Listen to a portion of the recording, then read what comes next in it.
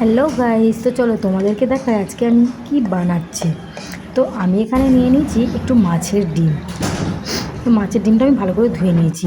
এখানে আমি কেটে নিয়েছিলাম পেঁয়াজ, ধনেপাতা আর কাঁচা লঙ্কা। তো আমি পেঁয়াজ কাঁচা লঙ্কাটা দিয়ে আমি দিয়ে দিয়েছি এখানে আদা রসুন পেস্ট।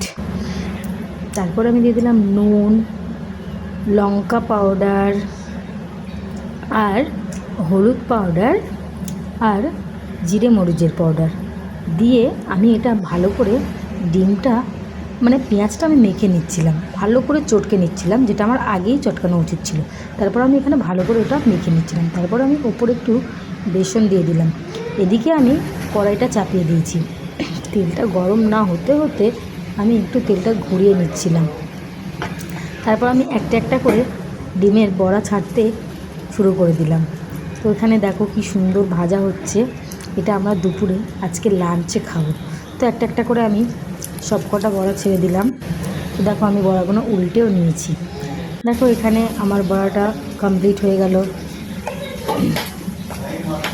দেখো গাইস, আমাকে এরা ডিমের বড়া দেয়নি, খেয়ে নিয়েছে। দেখো আমরা ডিমের বড়া খাইনি, ও আমাদের থেকে বেশি খেয়েছে। দেখো আর একটা ও দুটো খেয়ে, আমি কোথায় ডিম খেলাম? সব তো তুমি খেলে। হ্যাঁ, এবার ডিম পারবো তুই খাবি।